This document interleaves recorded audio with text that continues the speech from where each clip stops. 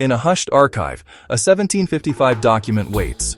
More than paper, it's a heartbeat captured in script. We remember together. To find it is to feel a jolt of rediscovery, as if stumbling into a forgotten world. The document, the Corsican Constitution. A charter for a republic that dared exist in the shadow of giants. It reveals not just words, but the sacred ambition of a people. This is not a story in hindsight. This is the moment itself, preserved. The paper's texture speaks of conflict, each crease a testament to survival. You can almost hear the scratch of the quill. It challenged the great monarchies of France and Genoa. Imagine the risk. To put pen to paper was to declare yourself an enemy of powerful states. This was not theory, it was a shield. The gold ink was a statement of sovereignty, a visual proclamation that their republic was as legitimate as any kingdom. This story is about the courage to imagine a different future. A small island community looked at empires and chose to write its own destiny. To understand their constitution of 1755, we must first understand the Corsica that produced it. For centuries, the island had been a pawn, its strategic location a prize for powers like Genoa.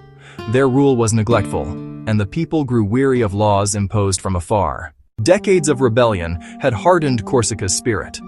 But the people weren't just fighting against something, they were yearning to build.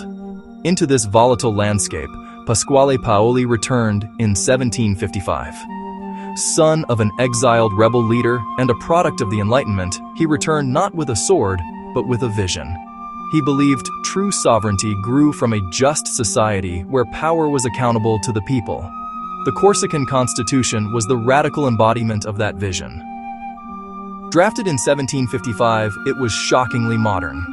It declared Corsica a sovereign republic, governed by a democratically elected diet. It separated powers, established courts, and introduced principles of due process.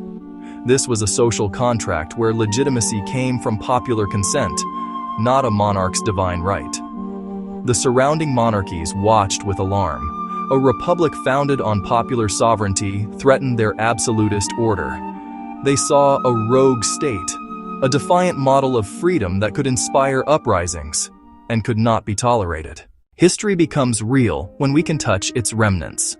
The story of the Corsican Republic is not a myth, it is anchored in verifiable artifacts. In archives, we find the primary documents, the Constitution of Corsica, 1755, signed by Pasquale Paoli. The paper itself is a witness. Its marks and stamps the fingerprints of history. Witness lists reveal local leaders, landowners, and clerics, each signature a personal oath binding their communities to the Republic. Another crucial piece of evidence, the seal. Its emblem, the testa mora, was transformed. The blindfold moved to the forehead, a profound symbol that Corsica was no longer blind. The 1755 Constitution was not an abstract treatise. It reached into the valleys and mountains, changing everyday life for Corsicans. For a shepherd like Matteo, grazing disputes were no longer settled by a foreign agent's whim. He could bring his case to a local tribunal of his peers. For a clerk like Elena, commerce was no longer choked by arbitrary tariffs. The new republic brought order to the economy, even establishing its own currency. For ordinary people, the Constitution brought a new stability. Shipments were safer, and disputes were settled in Corsican courts. Life was still hard, but it provided a sense of predictability, a belief that labor would be rewarded. They weren't consciously making history, they were making a life. The genius of Paoli's republic was that it was built for them. The Constitution was a living document, improving the security and dignity of ordinary Corsicans. It gave them a stake in their own governance, a sense the state was their creation, not their master. The witness lists tell this story. Next to a notable's name, the simple X of a man who could not write. The Corsican Republic was a brief, brilliant flame, but its radicalism guaranteed its demise. In 1768, Genoa sold the island to France. A year later, at the Battle of Ponte Novo, French forces crushed the Corsicans, forcing Paoli into exile and extinguishing the Republic. Its records were scattered, its memory suppressed.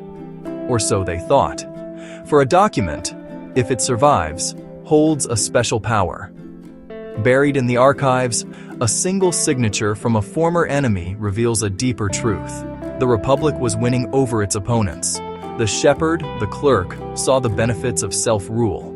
This signature shows a fragile, emerging unity, a testament to Paoli's just state.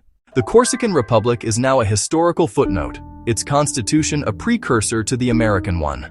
The survival of its charter is a profound responsibility. Though its ink has faded, its words ask us to recognize its audacity, not mourn its failure. When we open the archives, we bear witness, connecting our modern struggles to this brave attempt. Our task is to remember together.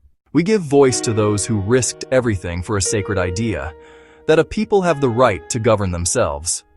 Let us rediscover this forbidden republic to understand freedom's promise. We remember together.